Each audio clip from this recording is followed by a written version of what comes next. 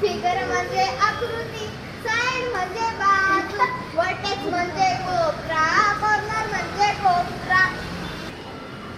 Figure म्हणजे आकृती, side म्हणजे बाजू, वर्टेक्स म्हणजे कोपरा, कॉर्नर म्हणजे कोपरा. फिगर म्हणजे आकृती, साइड म्हणजे